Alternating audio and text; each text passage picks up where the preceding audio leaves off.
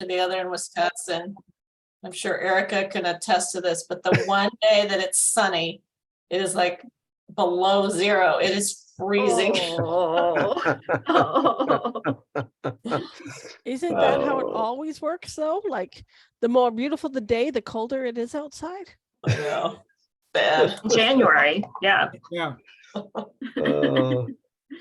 I was talking to my wife. I said, I think it's not so much, I don't mind I don't know if it's the seasonal affect disorder, whether it's the presence of the sun that makes me feel better, but I think it's just the presence of color in the sky that makes me feel better. I don't have to Yeah. actually see the sun, but if I actually see blue and pink and some of these other colors, I think that makes me feel better. I don't need to see the actual sun. So Yeah. I don't know. That what to do. gray is tough. Oh, it's just, yeah. Speaking of color in the sky, did anybody see the green comet? I went to look for it and I hadn't found it yet. Okay. No. No. Okay. I mean, the next few days are supposed to be the most visible. So. Hmm.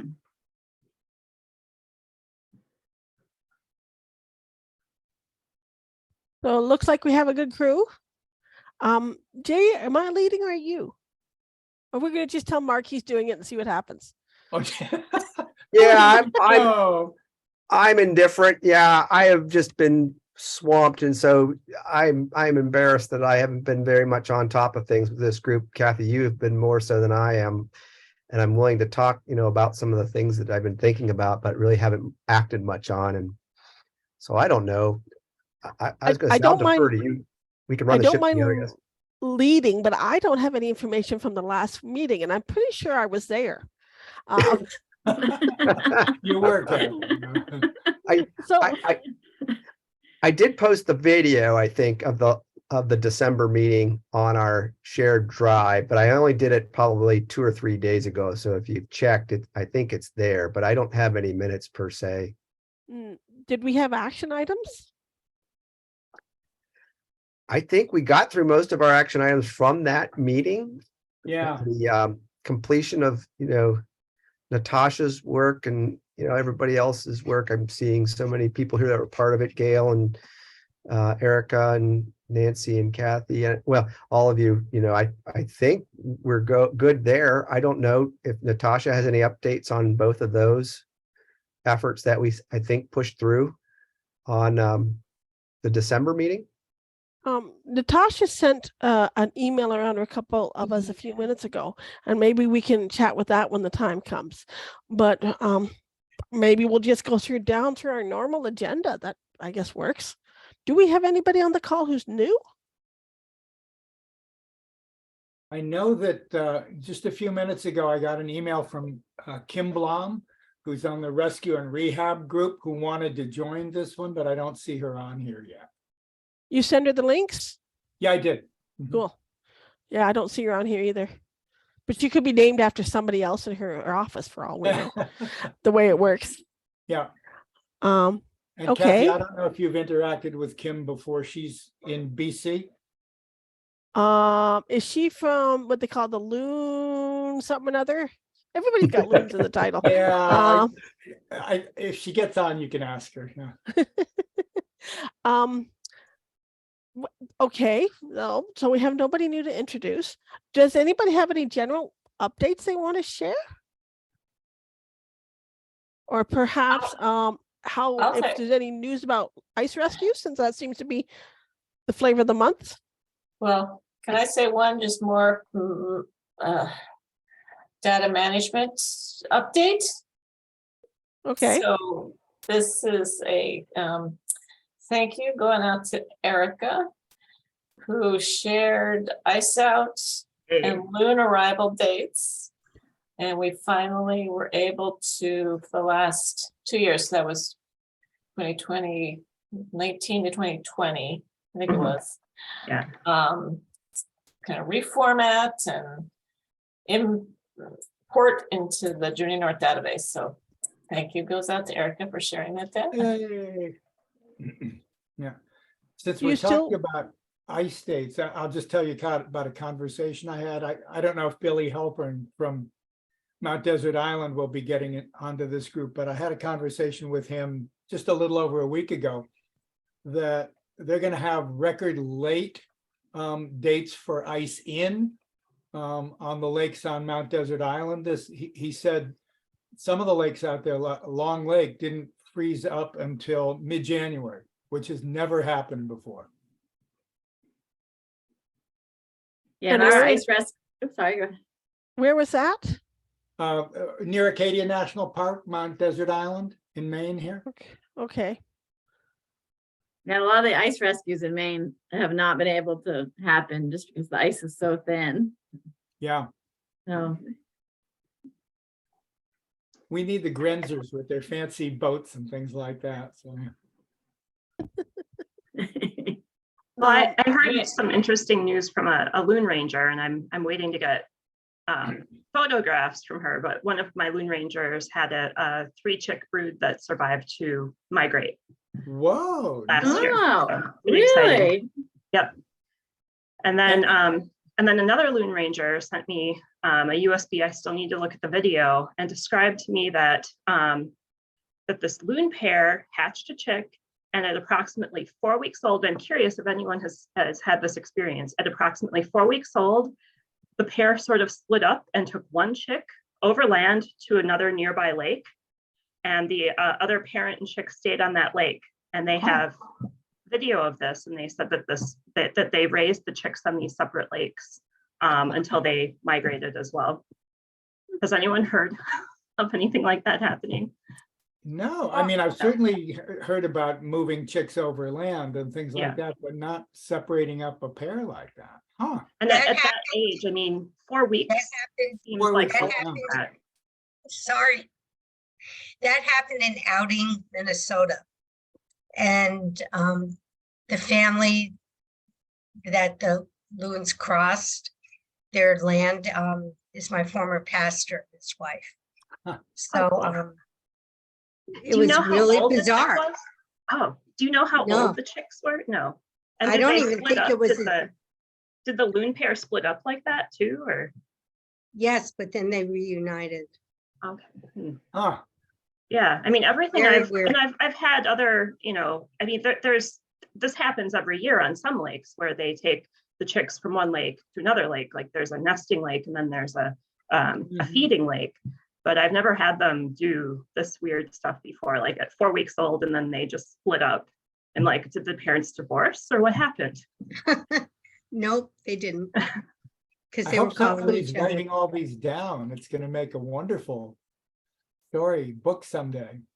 Yeah, I'll share the video with you if I get it next month, and be curious to see what it looks like. Now, Nancy, we had another announcement. So Can I just have one more actual, maybe a question or a plea.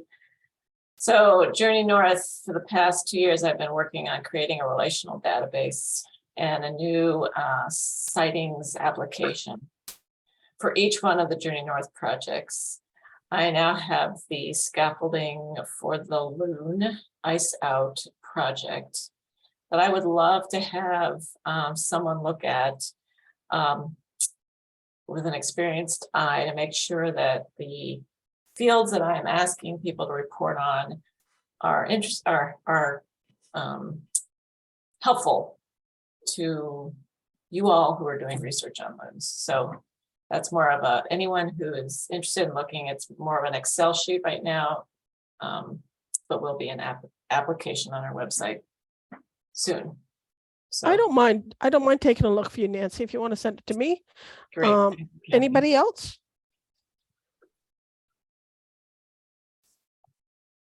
Maybe Erica, I think she said something. Oops, I'd be happy to take a look at it too, Nancy. Okay, Sorry. great, Erica, thank you. Nancy, will that be tracking observations of loons at ice out, but also later in the spring, as they get into nesting in, say, late May, early June, or is it intended primarily for the phenology of ice out and It return? will be a year-long program for monitoring. So both the migration and presence absence. So yes, this will be a market shift for Journey North to create a year-long program. So There might be a program in Maine too that's interested. It's called Signs of the Seasons. And Oh, yeah. I could try to, send, her name's Beth Bison. I could connect her with you also. They've been that's tracking, I don't, phenological, right? yeah, They do NPN. yeah, okay. Great.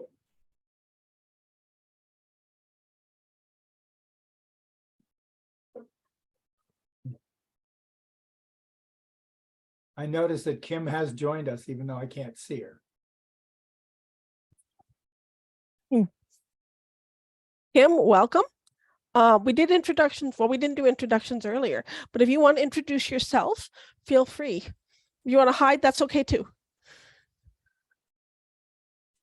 We can't hear you, Kim. Can't hear you. How about now? Yes. Okay. Thank you. I apologize for tuning in late, but I'm glad to be here. And I am coming to you from Edmonton, Alberta. Wow. It is -12°C here today. We're expecting more snow.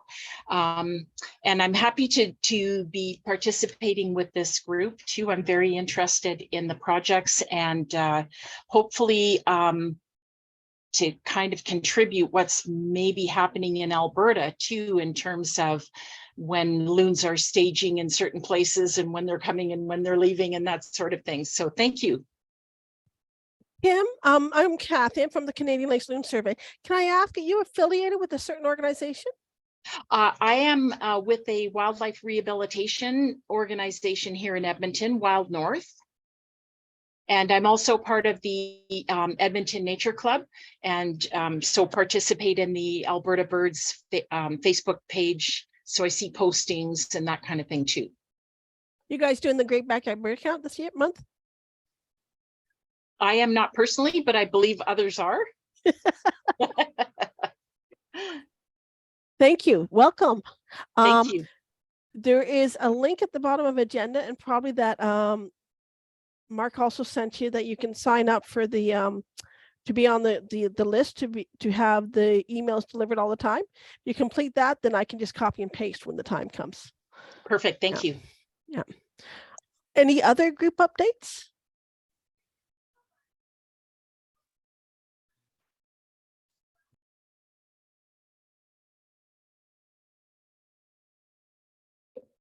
It looks like we are good to move on to the next one. Wait a sec. Can you just repeat that, Kathy? I just said, I just asked if there was any other updates. Oh, okay. No other introduction. Nope, I think we're good. Okay. I just have a little bit of good news. This is Sheila. So I live in Minnesota, central Minnesota, and we have this super, super huge ice fishing tournament every year. I think it's the fundraiser for the JCs. But anyway, I mean, people come from all over the country for this ice fishing tournament, and there's huge prizes, and the big prize is a Ford pickup. Whoa. And the fisherman that won this year was, I think, a 13-year-old boy who was fishing with a tungsten jig. There you go. So I got to get that, make sure that Minnesota Get the Lead Out has that in all their social media posts. Oh, yeah. Make sure the folks at DNR and Water Pollution Control know about that. You know, they'll definitely want to put that on their sites. Yeah, MPCA is part of, it actually leads to Get the Lead Out, and they partner with the DNR. Yep. So, yeah. Cool. that So that's all Mille my Lacs, news. Sheila? Hmm? Was that Mille Lacs? No, Gull Lake. It's the chain I live on. So it's a multi-chain lake, but Gull is the biggest, and it's near Brainerd, Minnesota. Mm-hmm. So this 13-year-old boy won a truck he can't drive. Yeah. Might pay for his college. There you go. Yeah. 1 year. At least. Hopefully not trading it in for a wake boat. Oh, man. Now, Jay, I have a note about your working group survey that you wanted completed, and you invited people to complete last month of November. Do you still need people to complete that? It's the same survey I think we did eons ago. Yeah, I think it's just for any new participant. It's just a reminder that if you are coming from some new location and would like to give some information about your program, just to sort of give us an idea of the, I don't know, our family. There's a survey that you can take. I can throw that link on again at some point today. I think I'm having issues with my computer today, but Wendo and I, or if you'd like to complete the survey and like for me to shoot you that via email, I'd be glad to do that too. I can at least put my email address on here in the chat for you to email me. It's just update things because I know our group is ever growing. That'd be good. Moving on. Jennifer, are you comfortable with giving us some information on your project? Yes, of course. I'm ready. Thank you so much, Kathy. So for those of you who don't know me, my name is Jen Denny, and I'm the education coordinator at the Adirondack Center for Loon Conservation. I'm on track to finish my master's in environmental studies and sustainability at Unity College in May. And the final requirement for my degree is to complete a capstone project. It's not a traditional research thesis involving extensive field work, and it's also not exclusively a literature review, but I do have to have it done by May. That's an important piece. I coordinate a community-based environmental stewardship program here in the Adirondacks, where we engage community groups and sometimes just individuals to help protect loons and other wildlife on their lakes. It's called the Loon Friendly Lake Program. And I had been thinking about adding or modifying components of the program, which got me thinking about other stewardship programs and what they ask participants to do. I reached out to the steering committee of this group because I needed to find a partner who would benefit from my work. And I believe that there is a lot our organizations have learned collaboratively about coordinating stewardship programs. And I hope to create an additional resource for these groups and others like us to consider when revising or creating stewardship programs that address fresh water and work with lake associations. After bantering a little bit with Kathy Jones and my capstone professor, who were both immensely helpful, I narrowed my scope a little bit. So what I'm focusing on is identifying components of select community-based environmental stewardship programs across Northern North America that have successfully engaged lake associations in protecting freshwater aquatic ecosystems. And part of the project is to collect qualitative data on existing stewardship programs. And there are so many that I'm going to do snowball sampling, which is where you guys come in. I'm interested in doing short, semi-formal Zoom interviews with members of this group and other organizations that you direct me to, since you each have an idea of what happens in your state or province relating to stewardship programs. I'm going to send out an email to this group following the meeting to invite you to speak with me over the course of the next month. And I already have a few interviews on the schedule for the near future. My email is jdenny@adkloon.org. I'll drop that in the chat. You'll see an email coming in to me, assuming that you're on our list. I think that I have that on the email somewhere. And I really appreciate how supportive this group has been and your willingness to share what you know. So thank you for giving me some agenda time, Kathy. No problem. Now, I don't know how well you're going to email them. I tend to use BCC for my emails. So you may want to go to one of Jay's from last month. That might be a better resource. And perhaps now that we've talked about it here, that might be an option to take if you need more people and you may not want more people. That might be an option to take to the rehab group as well. Yeah, I'm going to see what my turnout is, see if I get a big enough sample size to make the college happy. And then I might consider increasing the size. But I've already gotten a lot of recommendations. Seems like everybody who comes to talk to me sends me to another person that I should also talk to, which has been great. So yeah, I appreciate anybody who's willing to take the time, of course. Yeah, that was my question too, is when you say stewardship group, how broad are you including in that category? Does it include rehabilitation centers and the groups that are doing pathology around the country and things like that. Yeah, that's interesting. I definitely didn't consider how rehab groups could be stewardship groups. I'm like kind of in the deep of my literature review right now, trying to make some decisions on that stuff. Right now, I'm looking at groups that have tried to engage lake associations. Yeah. which will help with the criteria a little bit, but that also might be the defining factor. I might have to do a categorical chi-square test to figure out which groups are successful in doing that.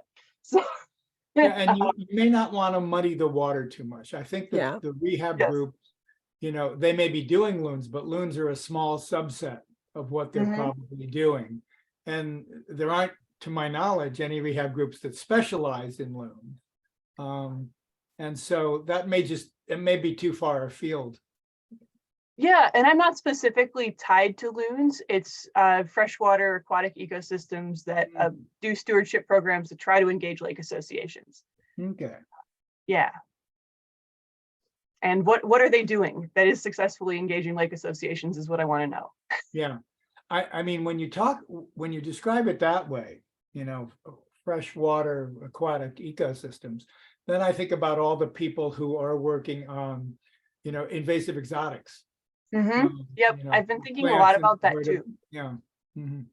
Yeah, which is fine. I'd be happy to talk to those folks. I've been going Okay. back and forth about that one too. Yeah. But essentially, I want to make sure that this resource is something that's applicable to this group. So Yeah. I'm absolutely interested in loons. The aquatic invasives, I'm interested to hear in what, I've noticed that there's a lot of crossover. The reason, Sure. at least here in the Adirondacks, the people who are out doing our loon stewardship program are also doing an aquatic invasive monitoring program for the most part. And their lake associations have taken it and run with it. So I think that they kind of go hand in hand, even though I'll have to separate that somehow when I'm writing this all down. I just from my narrow experience, I think you're going to find that varies a lot from place to place. I mean, I think about my lake association where the loon people and the plant people don't talk to one another a lot. But Tracy, for instance, I'm thinking she should talk to Sue Gallo, certainly here in Maine. We actually Yes. have a meeting set up next Oh, there you Monday, go. I think. All Or, right, yeah. you're way ahead of me. Yeah. Yeah. The other group, and again, I'm thinking about our regional collaborations, is the people who are focused on algal blooms and water quality issues. Yeah, and a lot of them are probably doing some sort of like citizen science. And the two things, stewardship and citizen science, are different, but they're definitely, one motivates the other and vice versa. Yeah. You may find it interesting, and maybe it's too outside your program to go here. But talking to a water warrior like Autumn Peltier or something like that. They have a very strong presence, at least in Canada. I would assume Yeah. that presence is growing in the US as well. I also remember seeing a lot of they're actually a leading organization up here, the River Keepers. Yeah. And they use the same techniques that Bernie Sanders used in his campaigns to promote water conservation and stewardship. Yeah, the river keepers would be good to talk to. That's a good Yeah. idea. Thank you. Yeah. Jen, the other thing that I'm thinking about, and again, you may be way ahead of me on this, are you talking to some of the indigenous groups around the US and Canada? The sort I of haven't yet engaged one. Yeah, I think that would be super important. In the Midwest, in Wisconsin, it would be, I would think you'd start with the Menominee. Here in Maine, we have the Wabanaki and the Penobscots and so forth. New York State, I don't know. Haudenosaunee probably. Anishinaabe, maybe. Sheila has been patiently waiting. Hi, Jen. Hi. In Minnesota, the Gulf Chain of Lakes Association, which I'm a member of, and I'm on the Lake Steward Committee, and 3 of us established the Lake Steward program for our lake association, which does, I think, the things you're thinking about. And anyway, Minnesota Lakes and Rivers Advocates, which has many Lake Association members from around the state, picked up the program. So now we have Lake Steward of Minnesota. So I could connect you with the coordinator of the Gulf Chain of Lakes Lake Steward program, she's kind of becoming a well-known expert on the topic and has taken the program to the Minnesota State Legislature in the last month. And then I could connect you with Jeff Forrester from Minnesota Lakes and Rivers Advocates, who's coordinating the program for statewide lake associations. And I'm a member of the Association of Cass County Lakes Board. So I could connect you with other Cass County lakes that are doing Lake Steward. And I know that one of the environmental leaders from the Mille Lacs band, I think it's Ojibwe, is connected to the Association of Cass County Lakes. So our board has connections with that Native community that are very active on Mille Lacs Lake, which is a huge lake in Minnesota.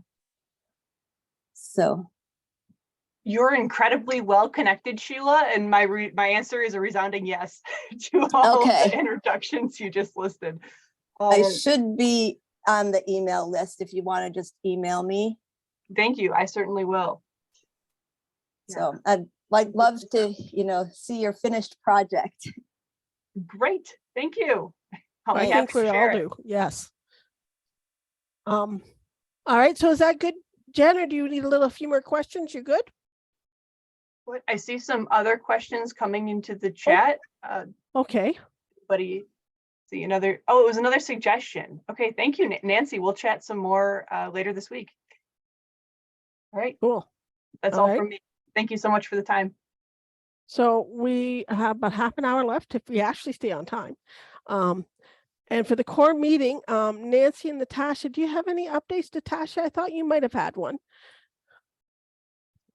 Yeah, the last meeting we finalized the Loon fact sheet design, and then by this meeting we were going to see if we could create an version that we could edit, and that's what I sent to you and Erica and Jay right before this, because I admittedly didn't get the time to work on it until today. So it's a draft, but I figured out that you could do it in Adobe. So I have a draft of what it might look like. I could. Do you want to share it? Yeah. Let me just give you the rights there. I go for it. Let me get it ready to open.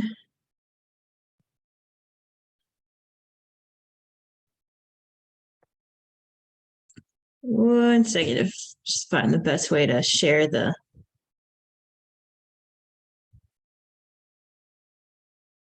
design here.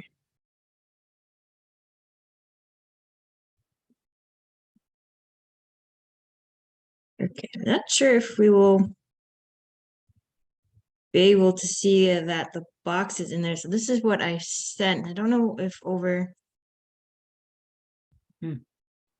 Okay, it doesn't look like you'd be able to see the box. Maybe if I try this way. Are you seeing the new tab that opened? Oh, it's trying. Never mind. Okay. Well, I think we could probably just use the imagination that on this second page, I've added a box here, if you can see the cursor, that can be an image so that anyone who would like to be the other organization to print the form would be able to add their logo. And then a text box here that's fillable with their name, so that then we could have this as a fillable PDF. And once we have the final version, those two the text box and the image box should allow folks, in one of our groups, or if, as we've mentioned in other meetings, maybe it's a realtor group who wants to print this, they could put, anyone that has the document can put in their logo, and organization name. And I just need to make sure the settings are just right. I tested it out and the logo part worked with just the way that the formatting of the text was in there. Just need to finagle that a little bit more before it's 100%. But then on our end, we have the first page up here. And so I think what still needs to be decided is if we want to leave this as the Loon Stewardship Working Group, or if we want to call it something else, if we want to have a logo, and if we want to have a website. And I mean, for the meantime, if we want to just get this out here, it can go out with just a name on the top. But if we're heading in the direction of a logo and a website, then that could be added in later. But other than that, it's ready to go as soon as that editable part is formatted correctly, and that'll be on the second page here. I just tried out the version you sent me and it worked. Perfect. The only thing I noticed is that the logo is very square. And so even my smallest logo doesn't fit in there well. But we only have so much space, right? So we may not have a choice with that one. Yeah, Kathy, when you're I could looking try at- editing the sorry. box. When you're looking at logo spaces, I mean, do people have a standard logo shape? Is it 16:9, or, I mean, are they all different? Oh, I'm willing to bet they're all different. Yeah. Yeah, we could I don't know, some people have different versions of their logo. Sure. For example, ours, we have a loon over National Loon Center, and so it worked really well when I just used our version of the logo that's just a loon, and it was then next to the name. So maybe if we have this, we can suggest to people, if you have a condensed version of your logo or something, a different version, maybe try using those. Yes. Another instruction, Natasha, is to make use the logo that one would use in social media. Because our thumbnail for social media logos are much smaller. Yeah, that's a good idea. Yeah. Natasha, can I make a tiny suggestion? And I think it's on the next page where you're talking about don't feed loons bait. I would put a period after loons because people feed them more than bait. They feed them, panfish, sunnies and perch and things like that they catch off the dock. So just don't feed loons, period. Yeah. Yeah, that's a good point. Okay, yeah, we can edit that for sure. So then what would thoughts be about a logo and name and website for this group? I kind of brought it up in the last meeting, was it already? The idea of the larger group that we could connect all of our working groups. And Yeah. I don't remember if I said I was gonna look more into that. I apologize. Things just were crazy start to the year, but I still think it would be a very neat idea to have that, because then that type of website, like a North American Loon Cooperative, could house this resource where we could direct people to find a research page that could have sheets like this on it. It could have the things like the Loon Rescue Protocol in it, those resources. And then that could be what the logo could be for that overall group. So what would you like in a logo?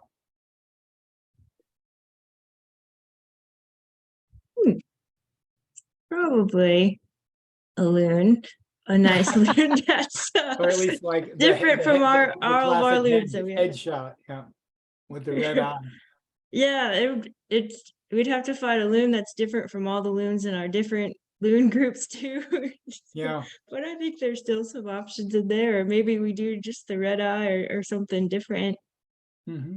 Or find something that's, say, have an artist do a very simple indigenous sketch Sure. that really emphasizes the face and the necklace. Yeah, that would be nice. You'd have to pay for that one. What just occurred to me, and I don't know if it's possible, and I have no artistic talent whatsoever. Natasha was talking about something that would bring the groups together, and I think, we represent the continent. I mean, you know, Alaska, Canada, the United States down to the Gulf Coast kind of a thing. Could we have like a loon silhouette over an outline of the continent or something? I don't know. Yeah. Yeah, just our luck, we'd then spread to Europe. If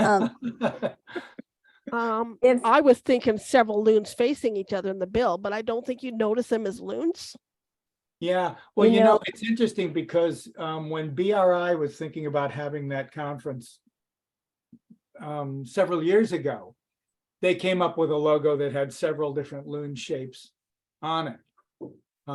And I mean, we could talk to Deb McHugh at BRI. I don't know that anybody's using that logo because that had, I think, all 5 species of just sort of outline schematics of the 5 species of loons. I don't know if I have that anywhere. if that didn't work, I know an artist, he's an indigenous artist from northern Minnesota on Lake Superior. Yeah, He's incredible. You can check out his work on Facebook. His name's Sam Zimmerman. I actually have one of his loon paintings. Let me just see. Anyway, he does just amazing work, and he also does tattoos for people that like his paintings. So I mean, that could kind of translate to logo. Let me just see. Because I think he might have 2 Facebook pages.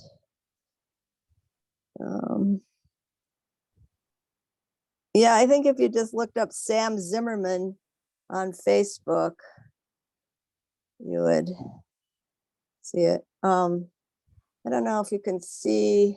This is just a recent painting he posted. So it's in the, I think, Anishinaabe tradition. I don't know if you can see all those little tiny dots.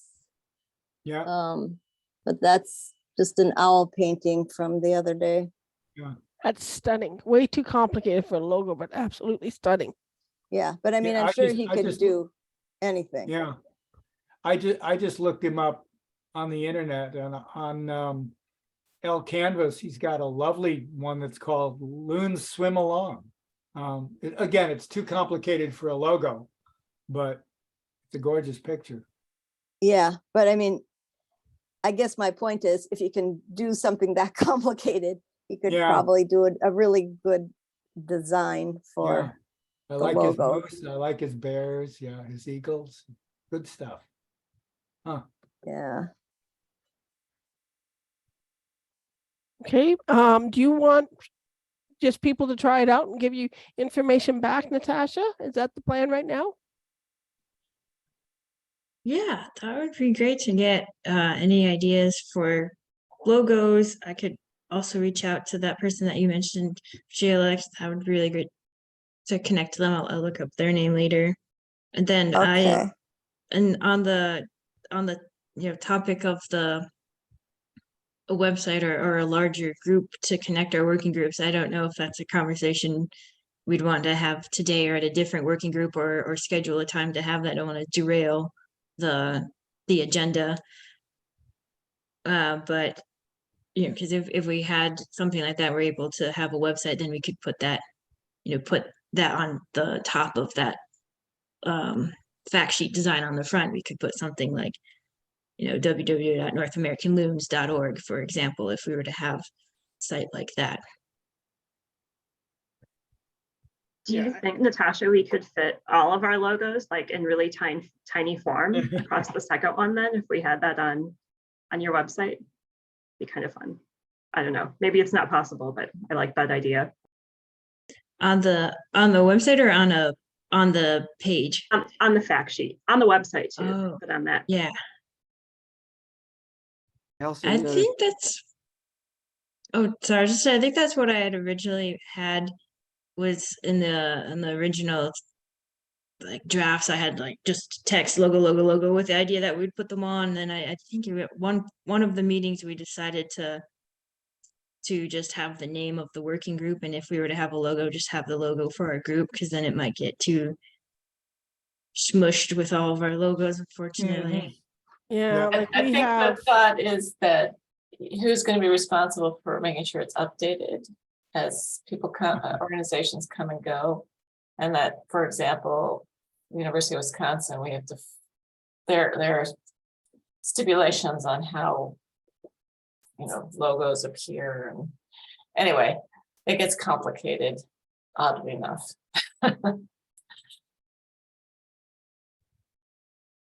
It'd be nice for it to have a web page and then everybody can put their logos there, just for clarity's sake. And in the end of the day, we want people to read the fact sheet, focus on the message rather than the messenger. Sounds good, yeah. Anyone else on this topic or? I could send you this, Natasha, too. We've been nice. using this for a sort of a sticker, and it might work. That's But nice. it hasn't been an official Loon Watch logo, but I've been using it for they're kind of fun stickers for like your mug or whatever. But I think I can get permission to give this to you, and I think it would be kind of a fun, sort of a more simple logo if you're interested. I mean, and if anything else seems to work better, that would be fine Maybe too. Combine Yeah, that with one's really the, neat and it definitely fit on the top of the yeah. page there. like the Mhm. continental outline, like Mark was talking to. If you want to talk about our scope, maybe we can combine. it. I love that idea, Mark. I'd love to, like a north Yeah. hemisphere, northern hemisphere would be kind of a fun thing. Anyways, yeah. I just wanted to speak to the comments that were being made about perhaps including metric units for our friends in Canada for our brochure. And not to say that we want to add one more thing, but that might be appropriate. So Kim, I'm grateful that you brought that up, but maybe that's something not to make too many more changes, Natasha, because I think what you have is great, but maybe just in parentheses, maybe indicate the equivalent of metrics or roughly the same. Well, I will acknowledge that when we got that close, I was going to consider suggesting we have one in metric and one imperial for the different areas. But in Canada, depends on who you talk to. Like if you've seen the matrix for how we measure what, is not necessarily have to be in metrics. I have to use both all the time with Canadians. So it's a bit all over the place. And the reality is, if this is going to B&Bs and places like that, and that's where our audience is, we very well could have people from outside of North America visiting there. So we want to make sure we're adaptable to that as well.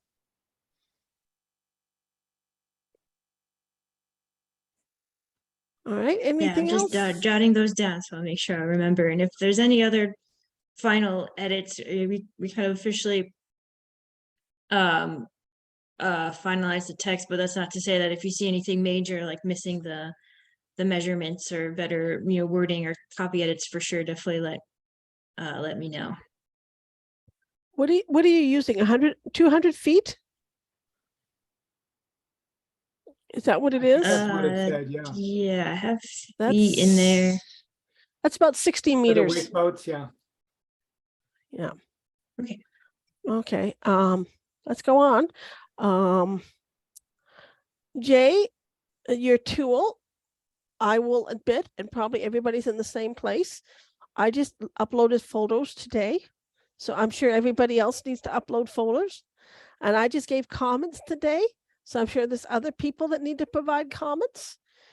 Do you have any updates you want to provide on that while we're here? Yeah, I guess a little bit. It's been a slow go, and that's mainly because I've been so slow. But I know there is interest in creating sort of a sub-working group to discuss this a little further and bring it to the larger group. And I think what I'll try to do is survey those people for perhaps a meeting maybe this Thursday or the following Thursday, because that tends to be a better day for me, and see how that works. If you're interested in being a part of this group, the idea behind it is, again, to think about whether there are ways in which we can try to attribute nest failures to certain causes, or whether we can even do that for some of our survey participants, especially in areas where we don't have the luxuries of remote cameras to be able to identify nest predators on certain territories. I've gotten a lot of great feedback from many of you, and I've tried to amend that, search for a dichotomous key to get things started. But I do also want to point out that I think John Cooley's made a great point that maybe the dichotomous key is is not the best way to go. And perhaps there may be alternative strategies by which we can sort of think about how we can train and best surmise how the potential causes of nest failure. And one of those might be just to sort of think about a running inventory of certain characteristics that we denote or we note every year with respect to known nest failures. And there are certain groups, again, that have the luxuries of nest cameras. And so of those groups, I know, John, you're one of those with LPC, and maybe you want to talk to this, but there are ways in which we can sort of think about what are certain characteristics that we see at with respect to a certain predator. Can we identify those, and can we begin to sort of generalize that to sort of go in that direction? Perhaps not create a dichotomous key or some type of decision tree. Maybe one route would be to take this year is to actually begin just to sort of closely monitor these and begin to take pictures and through careful observation sort of note what's happened. And for those of us who have cameras, observe those nest failures and begin to look at sort of the post hoc remnants of what's there after that failure. John, I don't know if you want to speak to this because you have really provided such thoughtful comments, and I have not responded, embarrassingly, but I think it's really something to sit down and begin to think about. Maybe what we could do this year is, with those technologies that we have, begin to identify what are known causes of nest failure and what are some characteristics that we are observing on those with respect to the condition of the nest, the condition of the birds, the condition of the egg shells, and the likes. So I'm talking too much, but John, would you mind speaking a little bit to that? Because I think it's a great point, and maybe somewhere that we really need to think about starting with, rather than just going right to our key. Sorry to put you on the spot.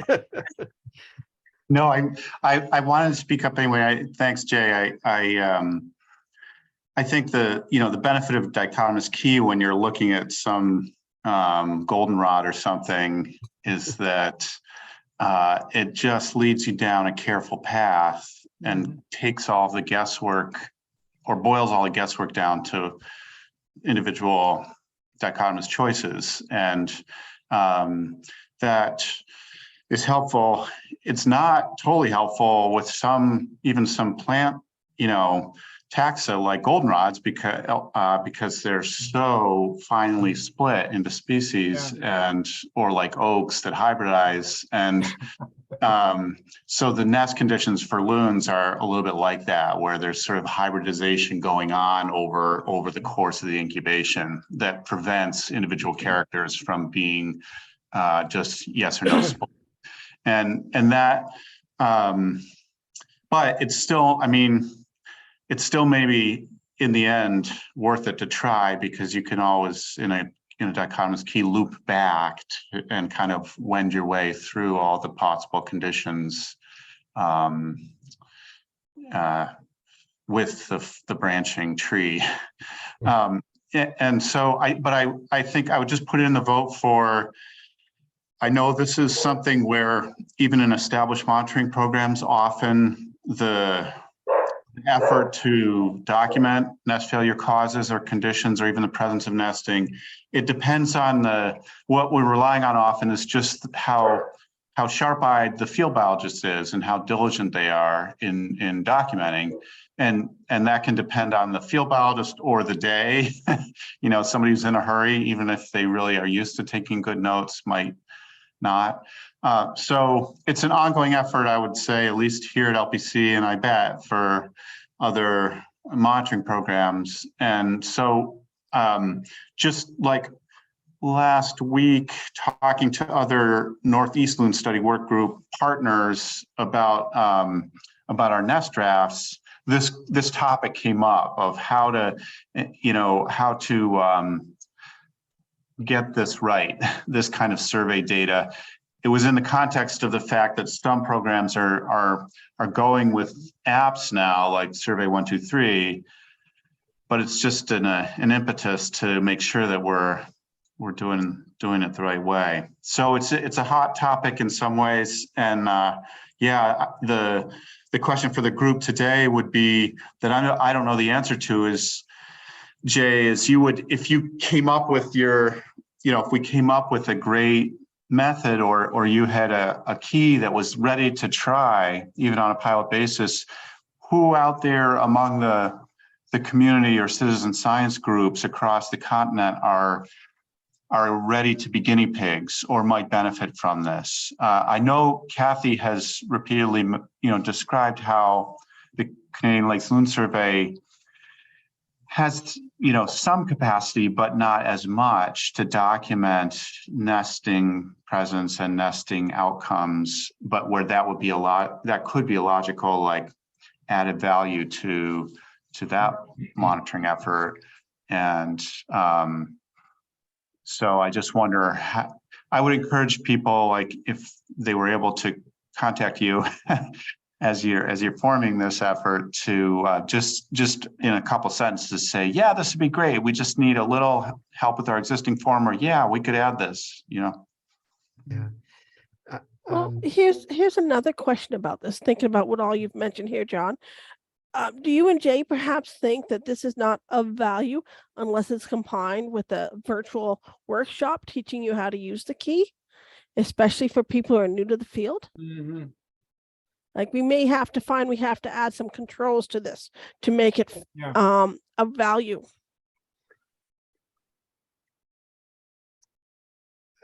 I definitely think, Kathy, that's a yes, that it gets right at the question of how will it be used and who will be using it, and what orientation will they have to it. And then also on the back side of that, how will it be reviewed, or Mhm. how much supervision will there be of the use? Will you get a form in September from the volunteer, or will you meet that week with the volunteer, Mhm. or the field biologist? Okay. This is Mark. Can I inject a strange note into this whole discussion? And that is where I see some technology going on this. I was on a Zoom a couple of weeks ago with some people who are working in the southern US looking for ivory-billed woodpeckers. And one of the things that they're doing is they're sampling woodpecker holes in trees for ivory-billed DNA, because of course the woodpeckers stick their tongues in to probe for insects, and they can tell what woodpecker made the hole from the DNA, from the saliva that they're getting out of the tree. And they found a lot of anyway. Long story short, if we can save things from some of these failed nests, eggshells or things like that, if the predator left DNA, it'll be detectable. How that should be saved, whether it should be frozen or air dried or things like that, I don't know the technology, but there are people who are doing this environmental DNA stuff. And it may be a tool for the future for uncovering some of these kinds of things where the predator's long gone, but they've left saliva or scat or hair or something that can be investigated in the laboratory and give us a lot of information. So it's just something. Yeah. Be very careful with the idea of environmental DNA around water. Doug has tried to do this, and it's has a large risk for failure. Sure. Another point that I thought, just occurred to me, so I'm sharing it now. This might make a great iNaturalist project where we have a group of us on the other end reviewing the photos put up. Give people the keys and let them figure it out, and then we agree or disagree afterwards, because it's got all the parameters in iNaturalist to make this work. Yeah. Yeah, I think that's the whole issue, right? Is reliability of what we're finding and attributing it to the right cause. And John had followed up in his email, have there been other studies that have tried to do this similarly? And I was getting on that topic. So John, I wasn't ignoring you. I'm so sorry for that. But I did find a couple papers that have looked at comparing blind observers or blind volunteers' perceptions of a nest failure in certain species with video camera evidence. So, we have the actual cause for the failure doesn't match what the naturalist who hasn't been exposed to that video yet perceived it to be. And that might be something that we think about, is perhaps, you know, for those groups that have that luxury of having video cameras or Nest cameras to do that, to be able to see without consulting the video what the observer perceived it to be versus what the video evidence is.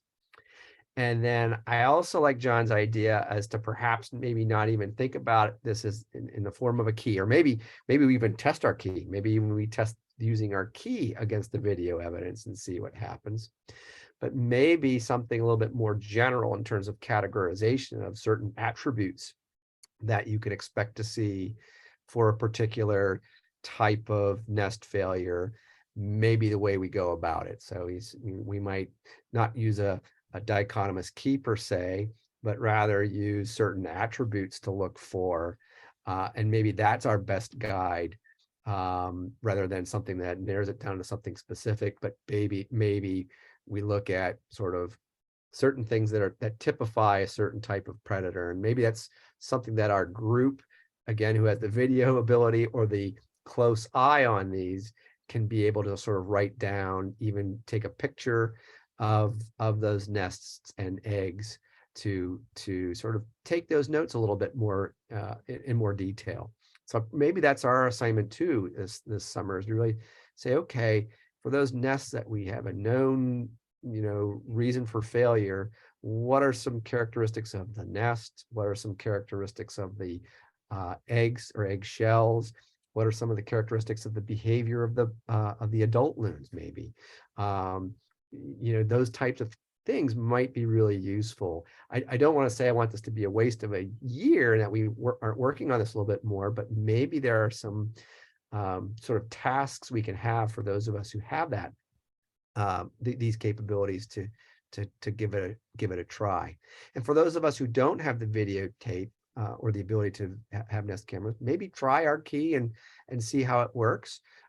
And you know, like Sheila has done, just tons of pictures and really begin to chronicle this. I don't have an answer, but what I will say is I have begun to upload a couple of papers. Two of them have been on passerine species. I think one was on wood thrushes, and I think one was maybe on song sparrows, as well as one on shorebirds. So precocial species where, like loons, chicks leave the nest pretty soon after hatching. And so it's one of the problems that we're running into. And I'll keep on doing that on my end. But the other thing I hope to do is maybe send a feeler out to some of you to say, hey, let's talk on a Thursday afternoon for an hour to see about what we could best do this year. And so I guess for those of you who do have the video capabilities, LPC, I know, has their video cameras running. If there are specific research projects or certain organizations that do have nest cams at a lake association and monitor their loon nests, Adirondack Center, maybe this is something that we can, as a group, sort of say, okay, maybe we can work with our volunteers to sort of figure it out and see if that's supported by the video evidence, so to speak. Sorry, I'm talking, and I see we're close to 5 o'clock. So is that the way to go, folks? Yeah, it sounds like overall people are thinking that way. Okay. Got a lot of thumbs up and shaked heads. Okay. So I've got notes. Maybe I'll send a general announcement out saying, if you're interested in being part of this group, I'm hoping to meet, let's just say, is later in the afternoon better for most of us Eastern time? If I were to say, hey, 4 or so in the afternoon Eastern, if you'd like to be a part of this, we can sort of get together and I'll come up with a working agenda for, let's say, not this upcoming Thursday, which I think is February 2nd, but February 9th. Maybe we can sort of hold that as an open spot and look for an email from me. Okay. Before we go, we should talk about conferences. How many individuals here, maybe just raise your hand with the Zoom option. How many individuals here are considering attending NELSWIG?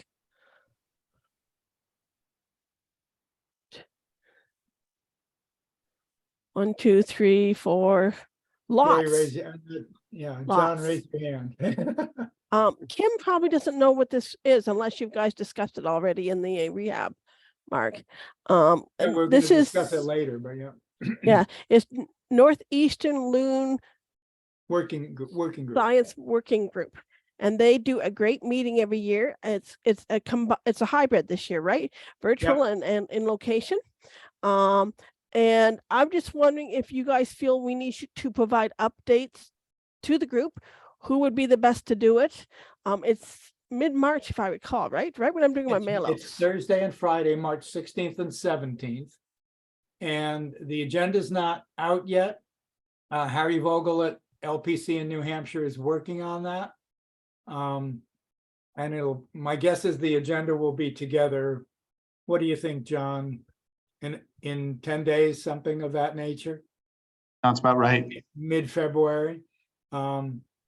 There's been a call for papers, but basically, everybody's welcome. It's not limited to people in the Northeast and Eastern US and the Canadian Maritimes. I think the people who will be presenting will be mostly from that area. Jay, have you submitted anything to present? I don't know. No, I think I made the questionnaire, but I haven't made a presentation. So Okay. how about that? But it will be all kinds of aspects of loon biology. I mean, the community science and behavioral biology and nest monitoring and pathology and all sorts of things. It's an extremely varied meeting. If you want to see what it's all about, if you go to the LPC website, loon.org, they have there the agendas for several of the previous years' NELSWIG meetings. And you can sort of see who's presented and the kinds of topics that come up. And I think many of them will be interesting to a lot of people. I'll drop that link in the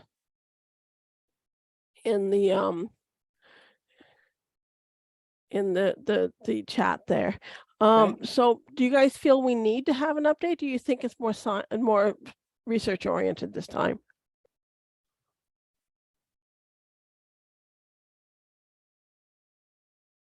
Yeah, I think it'll be good to just, make sure that everyone attending NELSWIG is aware of the ongoing meetings. And so it'll be good. It's just a sort of an announcement to make sure. And if there's a brief summary of just the proceedings over the last year of our group and the rescue group, that'll be good. So, yeah, I'll check with Harry about where that would fit on the agenda, and then I'll check with you all about who wants to do it. Yeah, one of the meetings we're going to be talking about a little later at the rescue Zoom this afternoon is next fall in Florida, Fort Lauderdale in October. The Waterbird Society is having its annual meeting. And that's always a really interesting meeting for anybody interested in aquatic birds, but the Atlantic Marine Bird Collaborative that's looking at beached birds and marine problems and involving loons is going to have their group meeting associated with the Waterbird Society. So I think there'll be a lot of loon discussions, and particularly for people on the southern and Gulf coasts of the United States, a lot of your Canadian wintering loons.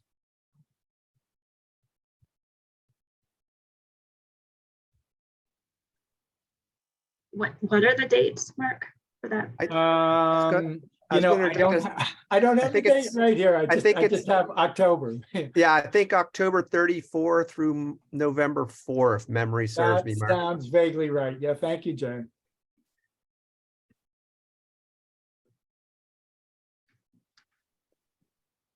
Okay. Anything else on that one, Mark, or are we good on that one? We're good. That was Waterbirds, right? Waterbirds, yeah. Yep. Nancy is attending the Citizen Science Association meeting, but she has had to pop off. So we'll have to save that for another time. I think again, it's March or May. It's really right in a bad time for everyone. But that's a big citizen science oriented, and it's all about research and learning and associated with North American citizen science. So it's a neat one for that. Another one coming up in my neck of the woods is in London in this coming summer, London, Ontario, and that's the American Ornithological Society. And Right. the Society for the Conservation of Ornithology, or whatever our Canadian version is. It's half in French, so I never get it right. And I will be attending that most likely and giving a talk on general volunteer program management. I think, like, we just put in our symposium suggestion today, but that might be something we also want to consider if anybody's attending that Yeah. to participate in, and that's in August. I think we are losing people who have to leave. Jen, your hand is up. Did you have a question, or we just lost Jen? Never mind. Nope, I just forgot it was up. Good, thank you. And the next meeting is February 27th. And I know we have to get off because it's another meeting at 5:30. Is there anything else you guys want to share before we leave? Thank you, Jay and Kathy, for doing all this. I think it's been a great meeting. We've talked and updated a lot of stuff. Yeah. All right. And I guess we'll say goodbye then. I'll make sure notes end up in the Google directory, and I'll talk to you all next month. But Sounds yeah. good. Bye all. Bye, thank you.